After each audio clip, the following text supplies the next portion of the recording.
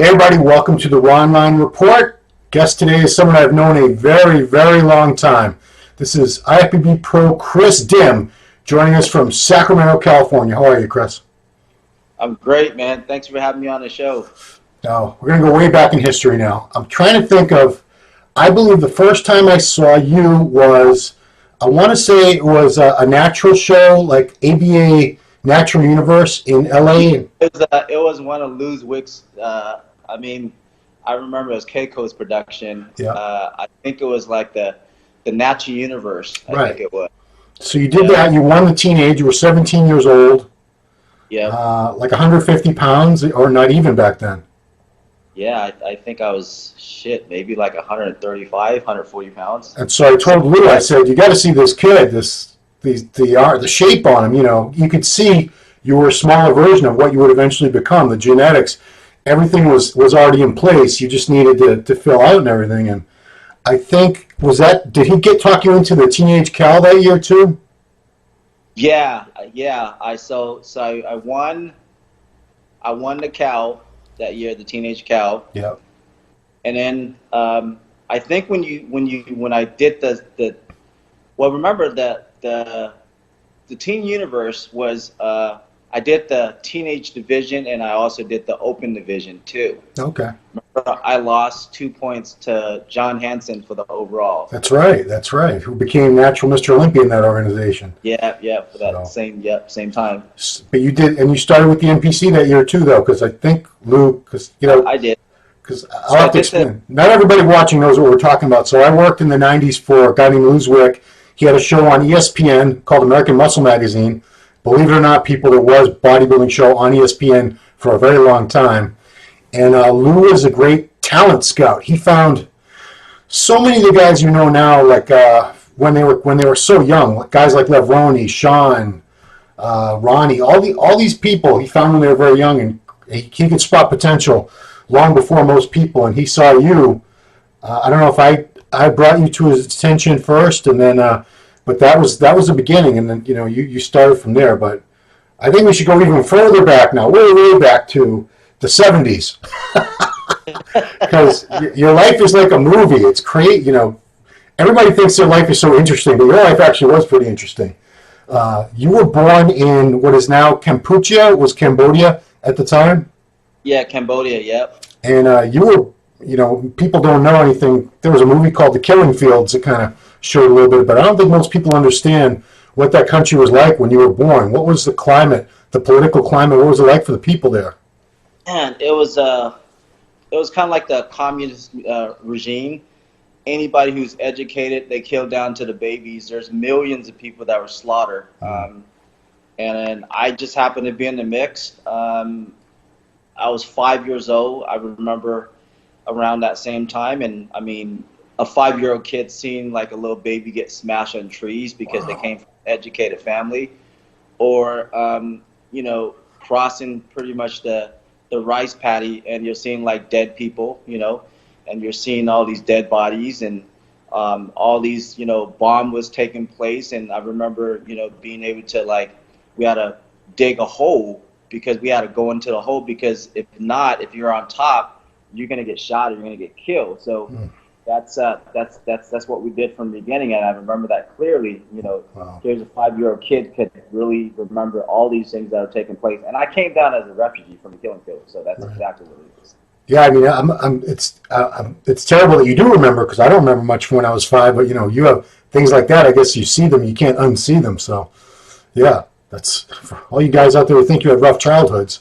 So how did your family get out of Cambodia?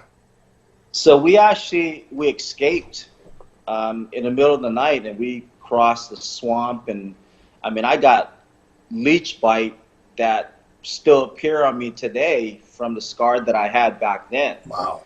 And so we escaped, and we went into a refugee camp in Thailand. And from there, my uncle sponsored us from the United States, and then that's how we came about in the United States. If not, I could be picking some rice paddies somewhere. I don't know. Is it still communist regime over there, or what's going on? It's not, but it's still a third world country. Yeah. And the person that runs it has been running it for years, and so really, you know, even if you try to you know, get him off the platform, he's still going to be there. So he's going to figure out a way to make sure that he's still running years after years. So it's just one of those, you know, country, like it's not like us. I mean, if they want to come and take your land, they can still do it, you know. So it's sad because, I mean, you know, my mom still keeps up with all that stuff, and my mom's, you know, 75, 76 years old, and here she is on Facebook, and, you know, looking at all these things that's happening down there still, and she's telling me all these things, and I'm always like, Mom, I don't want to hear it. I said, that's like negative to me, and it's just my mindset, you know, when I try to keep myself focused and positive, I try not to like cloud my mind with anything that's negative in me, because, you know, I already have enough stuff going on a daily basis, you know, the struggle. So you moved, it's ironic that the place you first lived in the USA was Arlington, Texas, right? Arlington, Virginia. Oh, Arlington, Virginia. Okay, I'm all screwed up. Yeah. I mean, it's Arlington. It would have been cooler if it was Texas. Damn it. Yeah, I know, right? Oh, well. Roddy Coleman. Yeah, that's okay. I'm all mixed up. But, you know, so when did you end up in California? Was it age 12? Yep. Okay. 12. When I started junior high is when I came down, and you know, the story is like my mom met this gentleman at the refugee camp, and they actually fell in love, and so he actually found her in Virginia, and we moved down here because of him, and we lived in San Jose, and from San Jose we moved to Sacramento, and I've been here ever since. Wow. So the whole weights and bodybuilding, that all started because you were a really pretty good wrestler as a high school kid, weren't you? Yeah. I mean, I wrestled varsity my freshman year. You know, I went to pretty much state, and you know, I was one of those kids who really started training just for wrestling because I wanted to get stronger and I wanted to get bigger, and it just started coming really, really quick, and that's how my wrestling coach at the time used to be an ex-bodybuilder. Oh, wow. And that, you know, he goes, man, you should do a bodybuilding show.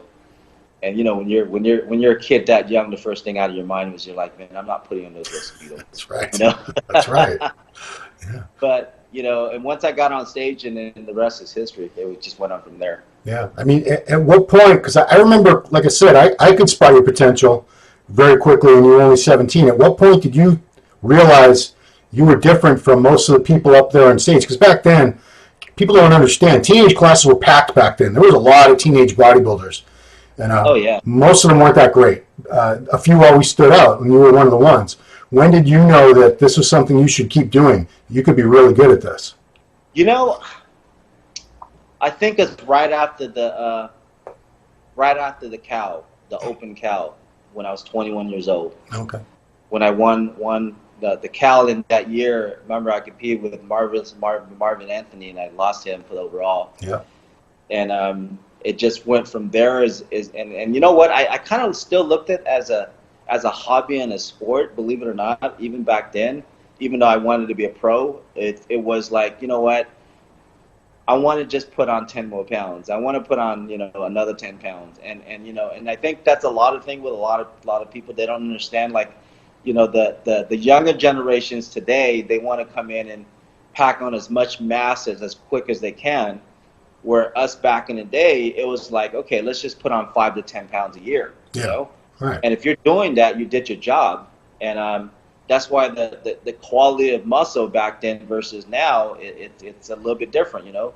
Guys were aesthetically more pleasing and a lot denser. And nowadays, you know, they just look like mass monster. And you know, genetic isn't really, I guess, big for them now versus back then, you know. Yeah. Now, I don't want to stereotype, but your mom's Asian. Now, what did she think? I don't know if she was pleased with your decision to become a bodybuilder or if she's wanted you to be something else. Because eventually you became successful at bodybuilding, but in the beginning, what was it? Was it a battle with her that I want to do this? I want to pursue this? Yeah, you know, I mean, I'd wrestle. I played football in high school. She thought I was crazy. You know, like any Asian mom, you should be going to school, you know, getting good education. Yeah. You know, be a doctor, an attorney or something, you know. Right. And here, all my sibling, you know, I got 2 older brothers, 2 younger sisters, and every single one of them, you know, they graduated, they got masters, they got their bachelors. I mean, you know, they got great jobs. Yeah. And here I am, the oddball, you know, because I wanted to be a bodybuilder and I wanted to make a living from the bodybuilding industry, whether it be selling supplements back then, because I used to own a couple Max Muscle back in the day. That's right. That's right. Yeah. So I had my first Max Muscle store when I was 21 years old. Wow. And so I've always had that entrepreneur spirit in me. And it's just something like I went to college for the first year and a half and I realized it wasn't for me. Yeah. And, you know, I remember being in college, and I remember seeing the professor and seeing what they drive and stuff like that. I'm like, man, if this is what they're driving, man, I don't want to be a professor. I don't want to be nothing to do with this. Yeah. You know, and I remember a 17-year-old kid seeing, you know, a Lamborghini. I remember at the gas station, and I remember this, and I asked this gentleman, I said, hey, do you mind if I take a look at your car? And he said, yeah, go ahead. And I asked him what he did. He's like, I'm an entrepreneur. I didn't even know what the hell that word mean back then, you know? Yeah. But then, of course, you know, it caught on later on. And then now everybody is an entrepreneur, right? Even wannabe, right? everyone on Instagram, especially, is an entrepreneur. Yeah, exactly. So Training Pro was not as easy back then. They were not handing out, you know, it's funny, I'll look at the flyer for like the USA or the Nationals. There'll be a thing at the bottom and it'll say like over 70 pro cards to be awarded. I'm like, wow, because, you know, we went to the USA, 2 pro cards were awarded the whole show. The overall women's bodybuilding winner, the overall men's bodybuilding winner. It took you, was it 11 pro qualifiers before you finally got your card? Well, it took me 16 years from the start of working out and training to getting my pro card, and I didn't turn pro until I was 30 years old. Yeah. And I started competing when I was 17. Right. And so it was just years after years after years. But you know, you're exactly right. I mean, I believe when I won the national and got my pro card, I think there was close to like 80 people stacked in just the light heavyweight class. Wow. You know, so, it's not the same now. Now you might get maybe 10, 15, right? Yeah, well, I mean, because out of that 80, probably 30 of them are now in board shorts, and 30 of them are in the classic physique shorts. So Yep, exactly. So we got rid of a lot of the gene pool that way. But you know, the year before you turned pro, you would have turned pro by today's qualifications because you won your class at the USA, and you were second at nationals. The year before, you did it again the next year, right? Yep. Yeah. I mean, people don't realize it was hard. If you turned pro back then, you were ready pretty much to be a good pro. Whereas, yeah, you know, the name IFBB now doesn't really mean much anymore. Back in the days, when you're an IFBB pro, it's like it's a big deal. They make it a big deal for you because not too many people, like you're saying, turn pro. Nowadays, you know, you got IFBB Pro Boy Short, you got IFBB Pro Classic, you got IFBB Pro. I mean, you got all these pros, and it's like, okay, what are you a pro of? You know, yeah. right? Right. The division. Were you part of the Milos crew that trained down in Fullerton? Were you part of that at all at any point? Yeah. Well, because remember, how I hooked up with Milos is I kept taking second, and I was getting frustrated. So then I hooked up with Milos, and in the following year, that's when I won the USA. Wow. And then the following year, you know, I took second at the USA, and I kept taking second. But then so the following year, I took second at the USA, and then I finally won the national and got my pro card.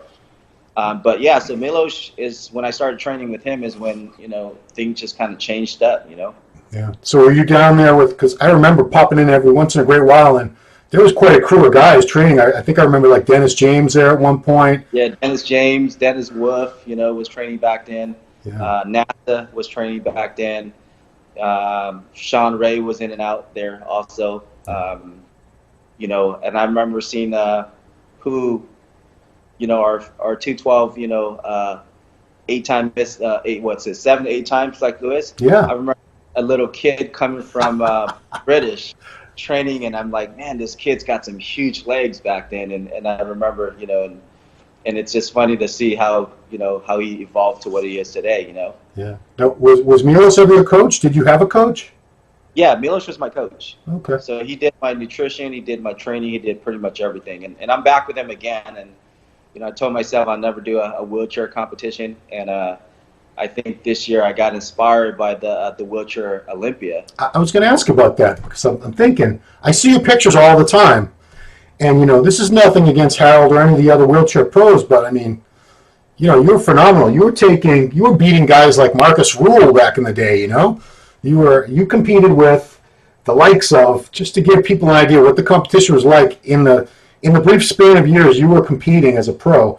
You were up there with Ronnie Coleman, Chris Cormier, Jay Cutler, Dexter Jackson, Gunther Schleierkamp, Dennis James, Victor Martinez, Lee Priest, Gustavo Badell, on and on and on.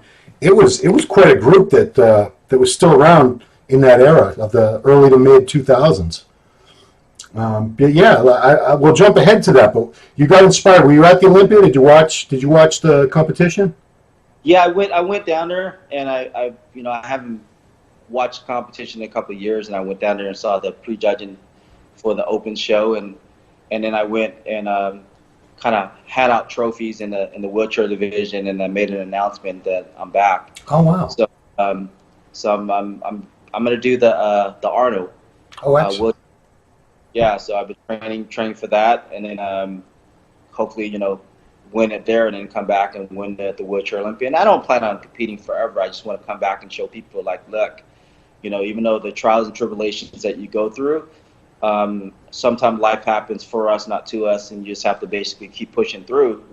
Versus like quitting and which a lot of people do, and they just give up. They just throw their hand up. And to me, it's like, what? If I'm still on this earth, there's got to be a reason why I'm still here. Yeah. Well, we're definitely getting into all that, but I want to throw out some stats and stuff because people probably don't know this. 2004, you were the first Asian to ever stand on the Mr. Olympia stage.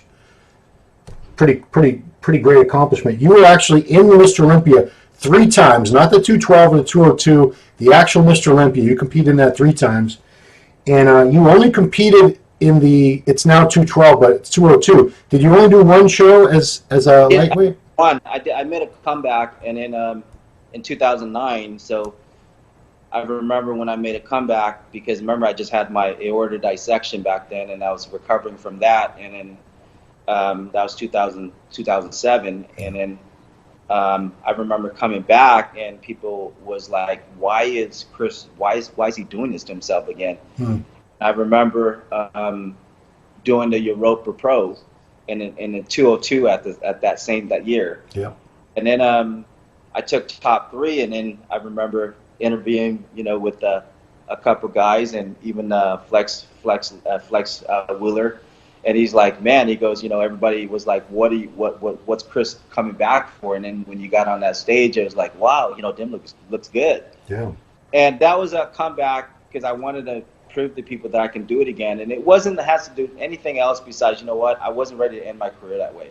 And then I did the 212, the Olympia that year, and when you're coming back, you're still trying to figure things out, and I didn't place as well as I wanted to, but then they had the open SAC Pro 2009. Yep. And I'm like, you know what? I don't have to do anything. I'm just going to jump in here and see how I matched up, and I took 4th that year. Yep.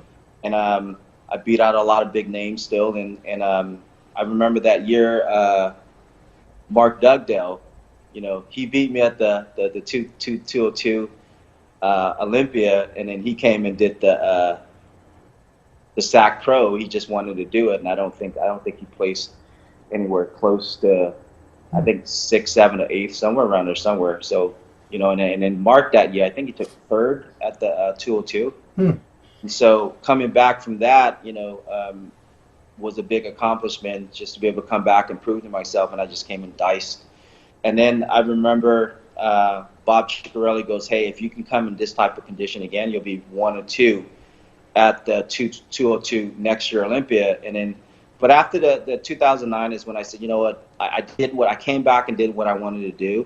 I'm going to go on and just retire. And that's when I retired, and then of course they did the rest of the aorta, because they want to make sure they fixed everything, so I never had a problem again. Yeah. Came back and did that. Okay. All right. So I want to get the timeline and everything right. I want to make that the whole situation. So 2007, that's when everything started, right? You had a heart attack in 2007?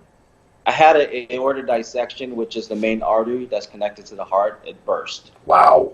So John Ritter, Einstein, Lucia Ball, all these different people. A lot of people think it's a heart attack, but it's really not. It's the artery that's connected to the heart. There wasn't anything wrong with the heart. It was the artery that's connected. That's what burst. Wow. And 99% of the people don't live through that. Wow. I read like 80% somewhere, but it's 99% mortality rate. Wow. So, it's obviously, it's not connected to bodybuilding. John Ritter and Lucille Ball weren't bodybuilders, as far as I know. Yeah, exactly. They got nothing to do with the sport. It's just, that big vessel, that main artery that's connected to the heart. I mean, it's when that bursts, it's like trying to fix it. It's almost impossible. And I slowed my breathing down. I knew something's up, what's going on, and I felt 1,000 pounds on my chest, and I start to drop, and I was training my client, and I said, hey, call the ambulance. So she called the ambulance, and I remember being able to slow everything down because I didn't want to be in panic attack. Yeah. And all I remember was they took me into the ambulance, and I woke up, and my chest was cracked, and they told my family that they gave me, a 10% chance to live, and that was the first one. That they weren't sure if I was going to wake up, and if I was going to wake up with brain damage and paralysis put together. Wow. And miraculously getting up, and I was fine, but just really, really super weak, and just walking to point A to point B, I was out of breath. I mean, I just had to train myself again to get on the treadmill and build my conditioning back up and pick up a 3-pound weights, and then it went to 5, and then a 10 and 15, and then must remember 6 months came right back again. Wow. And it was crazy. And that's when I decided, you know what, I don't want to end my career like this. Yeah. So you came back, did a few shows in 2009, did pretty well. Looks like you got 3rd at the Europa, you got 4th in Sacramento, did the Olympia, just out of the top 10 in 12th. It's pretty good ending season, I would say. But so when was the next issue? What happened next for you regarding all that? So, right after that, I did the competition in 2009, and then afterward, that's when my cardiologist doctor says, you know what, we need to go back in there because the rest of the aorta is expanding, and that if we don't get it done, it's going to burst. You're not going to get a second chance again. Wow. So I did the ascending and then descending, the second part of the aorta, and then again cracked my chest the second time again, and same thing, walking to point A to point B, I was out of breath, pretty much trained myself again, and then that's when they said, okay, we got to do your last portion of the aorta because we want to make sure you don't have any complications. And get the last portion, but the guy who did my second surgery, I went to a different doctor because I didn't go to the one that my primary doctor or my primary, plan was. Yeah. And then they told me, the guy who did the second surgery said, don't let them do the stent no matter what you do, because if they do the stent, it's not going to hold up. They got to do a full cut all the way from the back of my shoulder blade through my rib cage to the front. That's the only way they can get into it. At that time, now they got the sculpting where they can go in 2 incision, like a robotic, and they can fix it and be done with. But, back then, that was the only way they can get in. Well, I went back to my primary, hospital, and I let them talk to me to doing a stent. And it didn't hold up, and the blood flow went around the stent versus through it. Yeah. And that's when they did that emergency cut. And then, so there's 4 surgery. That last cut is what cost the 15.5-hour surgery from the back of my shoulder blade through my rib cage to the front of my stomach. Opened me up sideways, took the stent out, fixed me the right way. And then when I woke up, I was still drugged up, and they put me in this kind of like this ice kind of like suit because they want to try to preserve everything. And I didn't know what was going on for 2 days. They put me in this ice suit. And then I was still grogged up and drugged up. And finally I said, please take this off. Please take this off me. And then when they took it off me, my doctor came back. And who did the second surgery is the one who did the last one, the fourth one.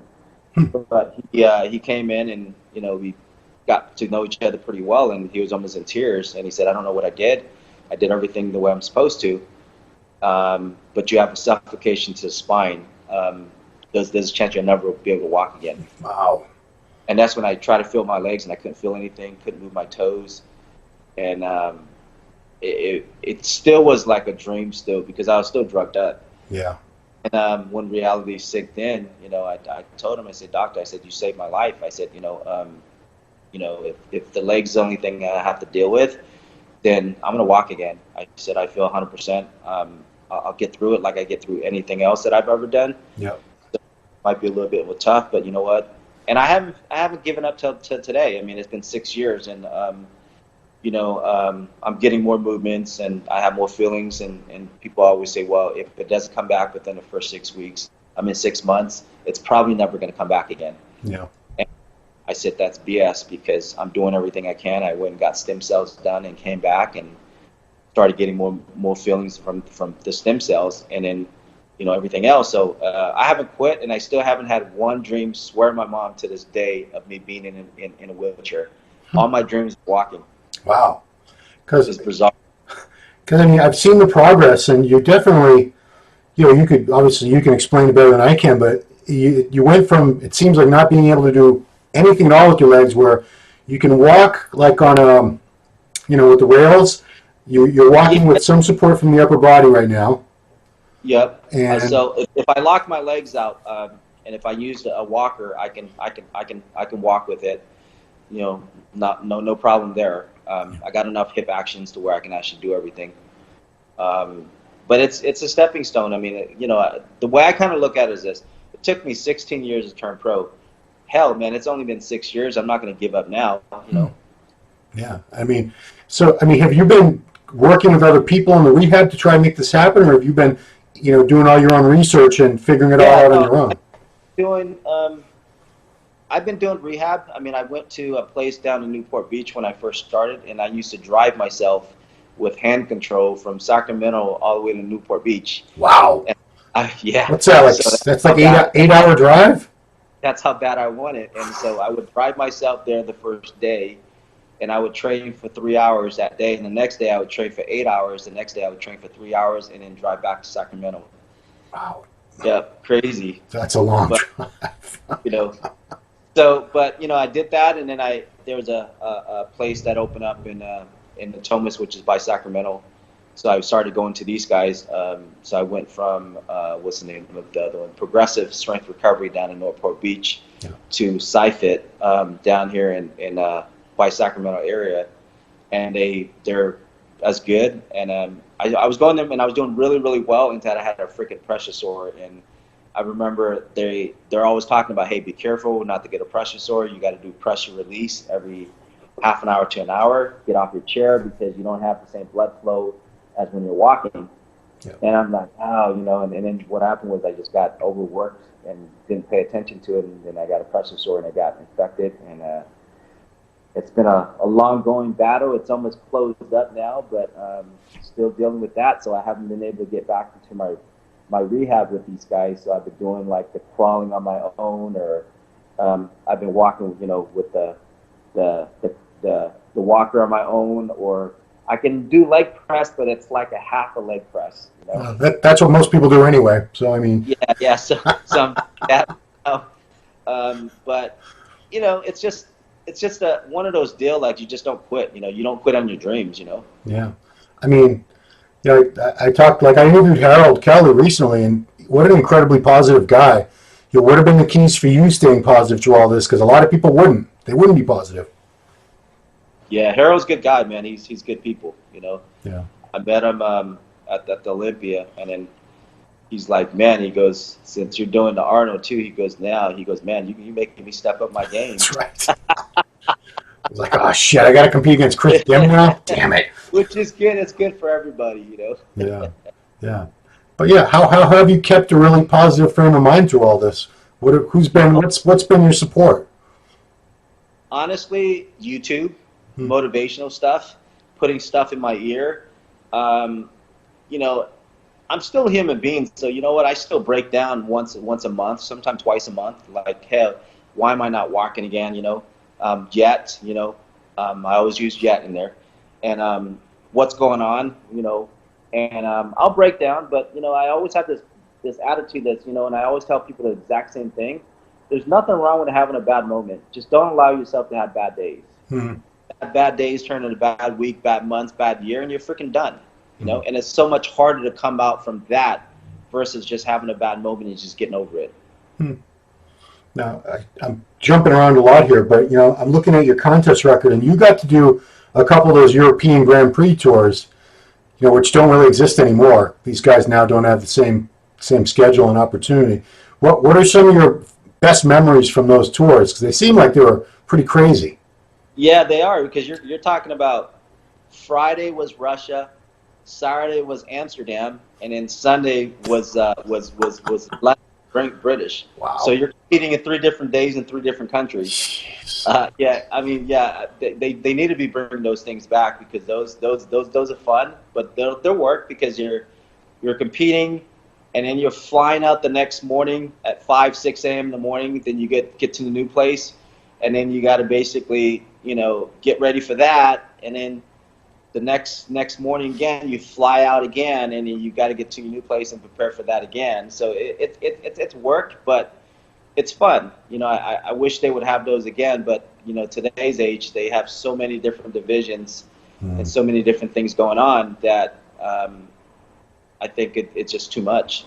Because, like, you know, I asked Leveroni about it, and he said the guys get really close because you're all traveling together. You got to really depend on each other because, you know, everything's supposed to be taken care of for you, but it's not always. So you kind of had to take care of each other with things like food, and maybe somebody didn't get, the room wasn't really there when it was supposed to. Did you guys get really close? Who are some of the guys you got close to on those tours? I mean, because, you know, we got to help each other with our tan and stuff like that. You know, it's, you know, we're always around each other. So I mean, it was, you know, me, Ronnie, and Chris Comier. You know, of course, Marcus Rowe and all of us. I mean, we're there. So you know, I remember always eating every couple of hours, and Ronnie would always walk by and he's like, "You're eating again?" I'm like, "Dude," I said, "I'm not as big as you, man." And I never seen hardly this guy eat. You know, when he was on the European tour, and I was always eating because you know, I was one of those kids that if I don't eat, I'll drop my size as quick as it is. So I had to keep up my food every couple of hours, and he would always come by and like, "Man, you're eating again?"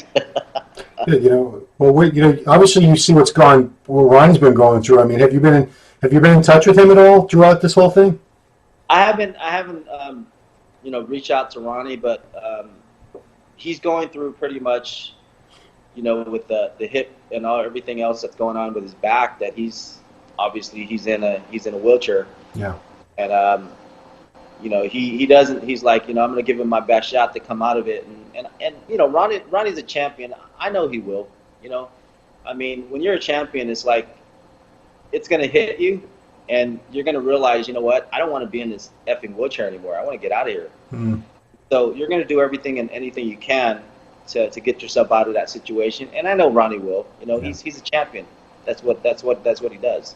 Yeah, I'm sure you hear people debating it, and a lot of people blame Ronnie. They say, "Oh, you know, it's because of the way he trained, and he still keeps training." I mean, you're not a doctor, you haven't seen all the X-rays and stuff, but you know, do you think this is just bad luck, or it's, you know, obviously he trained like a beast, and he was incredibly powerful for all those years. Do you think the human body can take that and really ever be normal, or are you destined to be incapacitated in some way if you train like that? I think sooner or later your body's gonna break. It's just the human body. I mean, it's gonna break sooner or later, and like, you know, your body's only. I mean, I remember back then when I was training super heavy, and remember how I always had those elbow braced on me and stuff like that. You know, freaking doing, you know, 180-pound, you know, dumbbell press, you know, and you know, you're doing six plates, 6 1/4. Back then, that's how we always used to train, was heavy. Yeah. But it started catching up with me. My knee started hurting, my elbow started hurting, my shoulder started hurting, and I'm like, man, I can't train like this anymore. So then, especially after my aorta surgery and everything else, that when I came out of it, I really couldn't train like that anymore. Right. So it was volume training right after that, you know. So you did all your shows except for that one as an open, because that's all there was. There was no lightweight division, 202, which is now 212. So you've been able to watch that division grow and everything over the years. Do you wish that there had been a 212 or a 202 division from the time you turned pro, so you could have been one of the standouts in it? Or do you think it was better when we just had one field where it was guys like you or Lee Priest who might be 20, 30, 40 pounds lighter, but you held your own and you were up there in the top 3, top 4 many times? Yeah, but you know what though?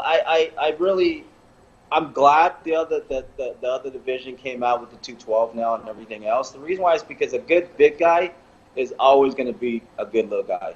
And I hate to say it, I'm not going to, you know, because when you got that much side mass, you know, and you know, you put the genetic and everything else with it, you're going to stand out more, regardless.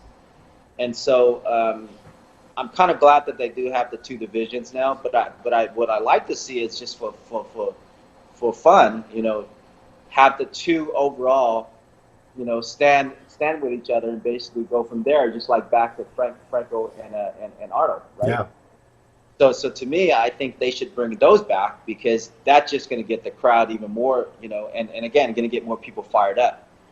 So if we did that, because I think that would be awesome too. So say we had this year, we would have had Flex Lewis and Sean Roden up on stage. Would you have it so that the winner, there's an overall winner, or it's just for the crowd's entertainment? I think you should still have an overall winner, but I mean, again, it's the overall, you know, Mr. Olympia, right? Yeah. But it's still fun though, you know, because you're still it's still a crowd pleaser, right? Just to be able to see everything in one, because you're going to bring all the people that are big fans of the 212, and in the open class, they're all coming together, you know. Yeah. So let's talk about your business stuff. You owned a couple Max Muscles. I know you own this gym right now, Kris Dim Fitness Rock in Sacramento. Is that right? Well, I had it for almost 2 years, and then I sold it, and then so now I'm just running a Fit Body Boot Camp. Okay. So it's, you know, I told myself I will never do that, but at the same time, you know, like anything else, you got to evolve, and you can run a 15,000 square feet gym and have the overhead being extremely high, you know, 35, 40,000 a month. Wow. Or you can come in and run a 4,000 square feet facility and run a Fit Body Boot Camp and make more money than the gym. Yeah. It's crazy. Well, makes good financial sense the way you're doing it, for sure. Well, yeah, you're dealing with 95% of the mass, you know, Wow. which would never join the gym because they're intimidated. They don't want to walk in there because of the meathead and whatever else, you know, in their mind, right? Yeah. So they'll never join a gym. These people just got to lose weight and they got to feel better about themselves, and so, you know, they're already intimidated. So I think it's just something that we decide to go about, and overhead's less than, and you know, you're helping more of the mass. So what about coaching? Is that something you ever got involved in, or you didn't want any part of that? I did it for a little bit. As far as coaching, I did even online coaching too. But then basically, I just like the interaction of people and being around them, and I, you know, I remember one show at the Tahoe show, I had as much as, I think I had 14, 15 people competing in that show. Oh, good and Lord. It was headaches, man. And I was like, I didn't realize how much work it was, you know, but they all did well. They all placed in the top 6. But it was just one of those deals where it just takes so much more time out of you. Yeah.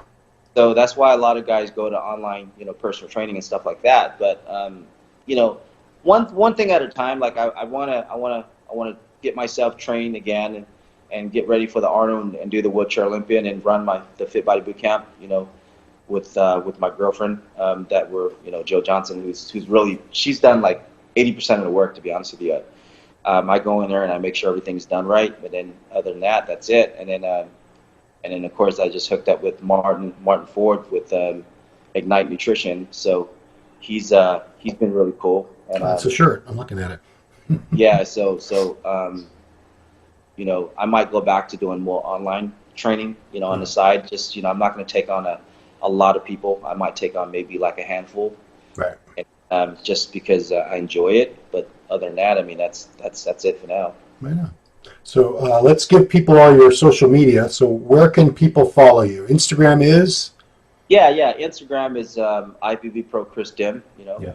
and then Facebook, you know, click on Kris Dim, you'll see it on there too. And then that's the best to get a hold of me, and I'm pretty responsive. If you DM me, I'll respond back to you, just because that's just me. You're a good guy. That's why.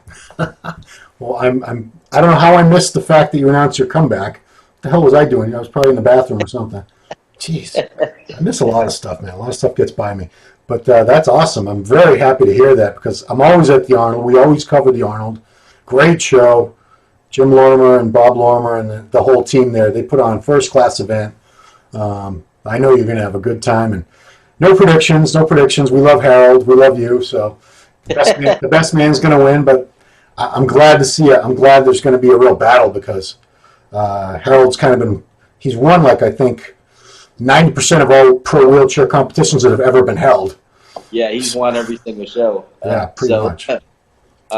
And that's why my training started right after Olympia, and then, like, because, you know, being that I haven't competed in 9 years, and then now I'm doing a wheelchair division, I know it takes a while for my body to bounce back, so my training started early, just because I want to take out that, you know, body fat, and try to put on lean muscle early, and in that way I can come in and actually do well, versus like coming in and just, you know, hey, you know, Kris is going to compete again. Next thing you know, you'll get on stage, and it's a disappointment to a lot of people, which what's happened in the past with some of the pros that come up, and I won't mention no name. Right. I mean, But it is what it is.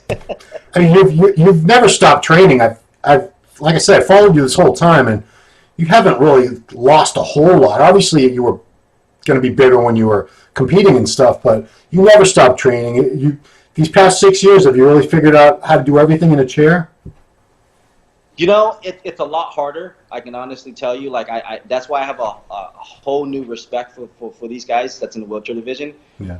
Because, you know, you're trying to transfer to the machines and doing stuff like that without your legs. And I'll be honest with you, I fell off the wheelchair a couple of times transferring to like a machine. Yeah. But, you know, when you have goals and dreams like anything else, you can give a shit, you know, who's looking and who cares, you know. No. But it's a lot harder to get on these machines. So and then the machine that I can't get on, I'll improvise and I'll do stuff on other things to make up for it. And I'm pretty sure every one of these guys in the wheelchair can attest to that. But it's a lot harder to try to work out when you're in a wheelchair. It's not as easy as you have in your legs and everything else, because you can get onto everything. Yeah. I mean, it's been since '09, so it'll be almost 10 years by the time you get back there, right? Be 10 years, yeah. So it's a long time. So that's why, to me, you know, I'm training like I used to. I mean, that's pretty much, of course, you know, not being able to do legs, but overall, I'm getting everything in, you know, twice a week. Trying to tighten everything up a lot more, because, you know, my body's bouncing back, but it's not. You know, you're always going to be your worst critic, right? Yeah. So, you know, and I'm in my mind and in my head, I'm behind. I got to work twice as hard. So that's just my mindset. Yeah. I mean, you're holding up physically. Looking at you facially, you don't look 45 years old. So I think you're aging pretty well.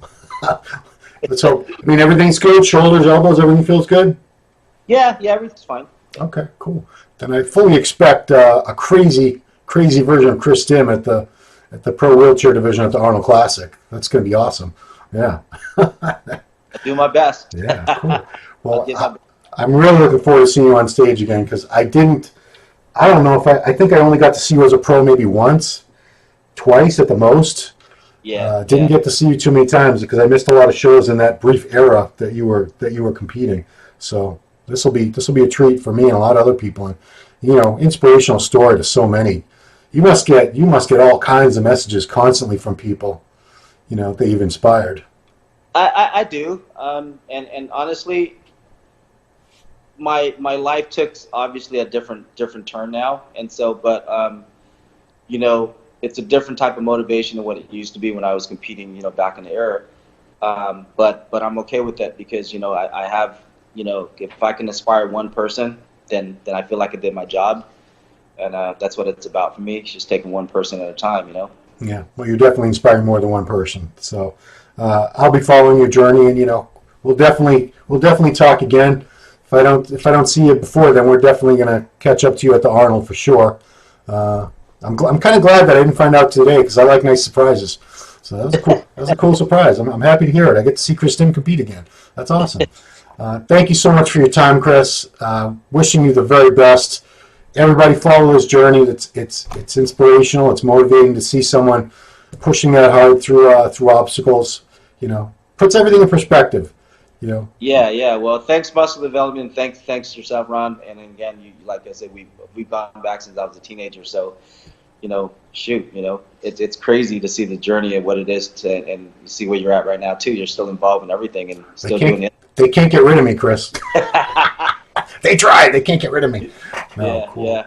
All right. Awesome. So it's really good seeing you again, and thanks everybody. And I guess I'll see you next time. Yes, sir. Thanks for watching the Ronline Report with Kris Dim. Talk to you later. All right.